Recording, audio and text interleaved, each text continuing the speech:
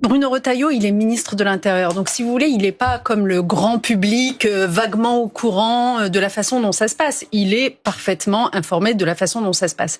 Qu'est-ce qu'un étranger en situation irrégulière? Vous pouvez avoir, je vais vous donner un cas précis, quelqu'un qui quitte son pays, se sentant persécuté, etc., vient demander l'asile en France, dont le dossier pour X ou Y raison, parce qu'en fait, on va considérer que c'était davantage des phénomènes de l'ordre du changement climatique que de la véritable persécution, ou que sais-je, son dossier est rejeté.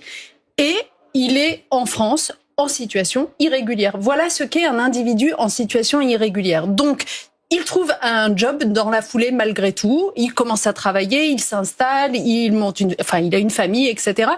Et quelques années plus tard, il demande la naturalisation. On va lui faire payer le fait de s'être retrouvé à un moment donné, en toute bonne foi, demandant d'accéder par exemple au droit d'asile et ne l'ayant pas obtenu.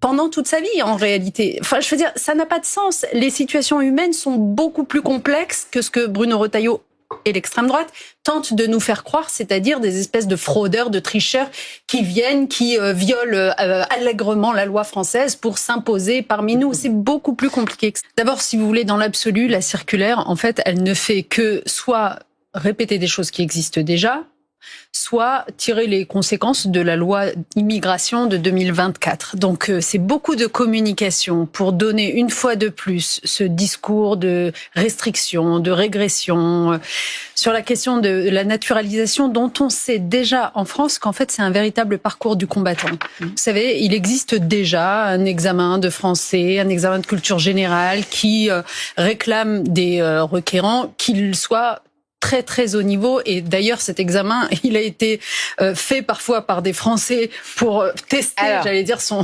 difficulté. Justement, vous avez peut-être regardé le journal. En fait, ça aurait été beaucoup plus pertinent de la part du ministre de l'Intérieur de faire une circulaire pour annoncer le renforcement des cours de français, par exemple. Vous voyez, ou d'instruction civique, parce que en fait ces dernières années, le nombre d'heures de formation a baissé et a même été divisé par 2.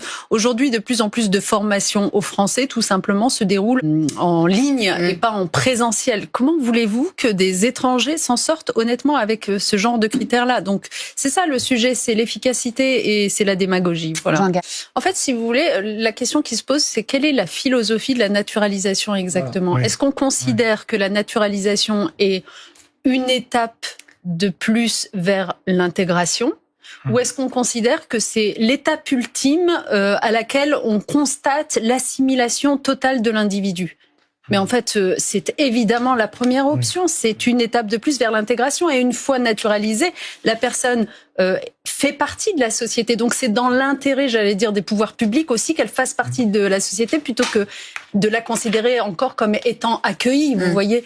Donc moi aussi, c'est ça que je ne comprends pas. Parce que à contrario, ça veut dire que c'est une fabrique de sans-papiers. En fait, on va se retrouver avec un nombre exponentiel de sans-papiers, sachant la grande efficacité de Monsieur Retailleau, ministre de l'Intérieur, à exécuter ses OQTF. Et entre parenthèses, pourquoi est-il si peu efficace à le faire? Parce qu'il y a un sujet dont il ne parle jamais. Mais pourquoi ne donne-t-il pas les moyens à ses services préfectoraux déjà d'agir?